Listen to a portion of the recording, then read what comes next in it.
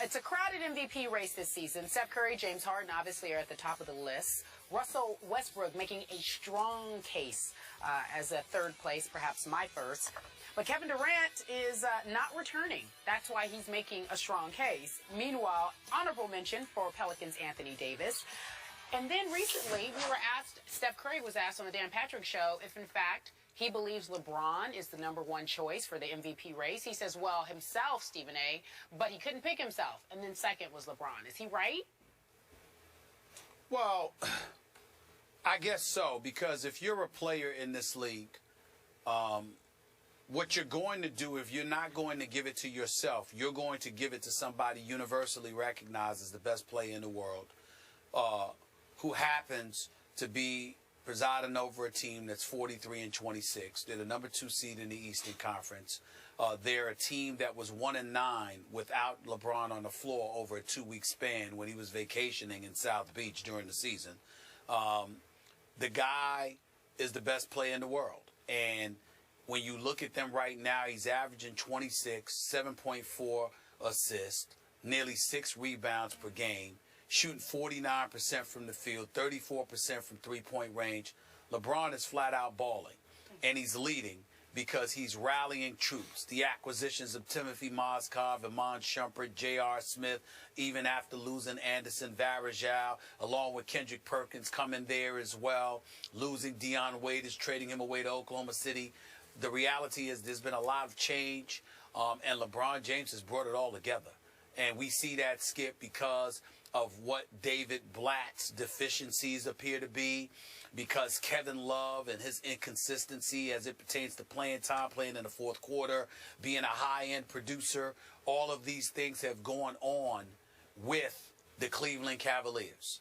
And nevertheless, LeBron James has kept them together. So when you're the best player in the world and you've shown this type of leadership ability as well, if you're Steph Curry and you can't pick yourself, then you have to go with LeBron James. I don't blame him for that one bit, but I would still go with Steph Curry because they're 10 games better than the Cleveland Cavaliers in the win column, despite being in a significantly tougher conference, meaning the Western Conference.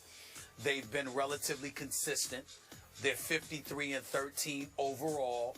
He's averaging 23.5 points per game, nearly 8 assists. You know, shooting about 49% from the field and 42% from three-point range. Steph Curry is the reason why the Golden State Warriors have been looking the way that they're looking. They're in the best conference, the tougher conference, and they are the #1 overall seed in all of the NBA, being 10 games better than the Cleveland Cavaliers. So Steph Curry would get the edge over LeBron to me this year, but I don't blame him for saying if not him, he would have to pick LeBron, because if you don't pick yourself, then you've got to pick the best player in the world, and we all know that's LeBron James. Okay, I get where you're going. You got to pick the best player all around in the world. I get that. You got to pay homage to LeBron. But are you saying that you have Steph first in your race and then LeBron second? No, I'm saying that I have Steph and then James Harden. Yeah, I agree with you. Here's my one issue with Steph. And again, they get to face the Hawks again, obviously, tonight at home. The only issue I have with Steph, and I also give him a slight edge in the MVP race right now, Stephen A., in his 2 big stage road games at Cleveland, at Atlanta, and you were there, that wasn't a Friday night at Atlanta for the Golden State game? Yes, I was there. Steph hasn't had great games in those 2 games. He hasn't shown in those 2 games. The worst road game he played of the year was at Cleveland when he shot 5 for 17 and had 18 points. Shot a late air ball in that game. And at Atlanta, he was okay. You remember that night. Atlanta was just on fire at home, but Steph shot 8 for 19. Still had 26, but it wasn't a vintage Steph kind of night. So you would like to see him rise and shine in the big games, the big stage national TV type games, and he hasn't yet. But just because of that record, and just because he is clearly the driving force of the team with the best record, no doubt I give him the MVP right now. But I don't think this thing is anywhere near over. I think James Harden is making a push, and I'm not counting Russell Westbrook completely out of this now without Ibaka. and I don't know what's going to happen to Kevin Durant. Well, maybe he continues. We still have a lot of basketball left here. Well, we still have a lot of basketball left, but let's just put it down while we're on the subject, Skip. Let's just narrow it down. Let's just knock it down so everybody will know where we stand. I've got Steph Curry at number 1. James Harden and what he has done with Houston in the absence of Dwight Howard has been nothing short of phenomenal. He's number 2 with a shot to be number 1 as well. It's nip and tuck to me. Night in, night out, it's with them. LeBron James is a close third because he can amp it up. And if Steph and James Harden fall off a little bit and Cleveland amps it up to an even other level, we can't ignore LeBron. Where it gets interesting also is Russell Westbrook and Anthony Davis. Because to me, whoever gets their team to the playoffs is the viable candidate for league MVP. As great as Russell Westbrook has been, if Oklahoma City loses games and they don't get to the postseason, he's out.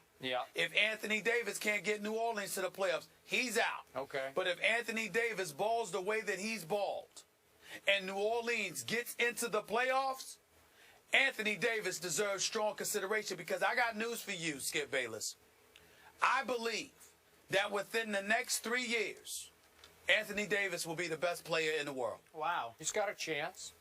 But he's got a chance to be the best player in the world. All right, but you're putting me on the spot here. I'm going to say it again. I just need to see more. I watched them the other night. I watched the end of the game. Was it Sunday night? They're at home against Denver. Denver is not very good.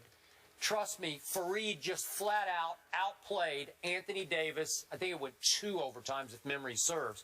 But after regulation, even though Anthony got off to a pretty good start in the first overtime, made a couple of good hoops, lefty, and then made a jump shot, then he got shut down by Fareed. You know, you need to see more, and I know he's still a young player.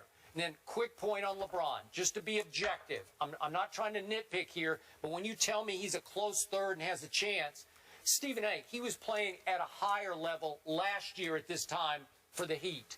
I'm sorry, there are too many games where I say, oh, come on, LeBron, you're better than that. Remember the game on a Sunday when we went on vacation the first Sunday? They were at Houston. LeBron had 2 free throws in overtime to win the game with 4 seconds left and missed both of them. The game before the All-Star break at Chicago, what did he wind up? I'm completely off the top of my head. Didn't he have 9 turnovers in that game? The other night at Dwayne Wade, LeBron just forgot to take his talents to South Beach until maybe the last 5 minutes of the game, and he went a little crazy when the game was basically out of hand. But again, LeBron started off with 2 bad months trying to figure out Kyrie, and now Kyrie has taken off too. So LeBron has the benefit of a pretty great sidekick. Well, listen, he does, and I'm not taking anything away from it, but because Kyrie's a bad boy. But LeBron is just LeBron, man. He does too many things that simply can't be measured on a stat sheet, and he can beat you a multitude of ways, and his respect for his greatness, it just must be acknowledged. It's just that simple to me. When you talk about Anthony Davis, I think we have to be careful about how we judge him. Skip, he's not a guy that's going to beat you with just points and assists and all of this other stuff. He defends, he rebounds, he blocks shots. The other day he had 9 blocks. This kid is 6'11". Remember how you reminded me about how he was a guard in high school and he just shot up. Skip, this dude is 6'11". I know. 1 minute he's defending dudes in the post. He's blocking shots. The next thing, he's handling the rock and pulling up from 17, 18 feet with a handle. I mean, look at because, see, you got to remember, even though Kevin Durant is long, Kevin Durant is just a sniper. He's an assassin on the offensive end of the floor. That's what he does. But even though he can defend, he's not known for being formidable defensively. Anthony Davis helped Kentucky and John Calipari win a national championship because of his dominance as a defensive player. He was compared to a Patrick Ewing. He was compared to a Bill Russell. He gets to the pros, Skip, He ain't playing with his back to the basket, throwing in hooks. He's handling the rock and doing it from everywhere. 3 years from now, Anthony Davis may end up being the best player in the world. We got to keep our eyes on him. Two All-Star games ago, he told us he was the MVP, perhaps coming to fruition, so says Stephen A., in 3 years from now. You mentioned Kentucky.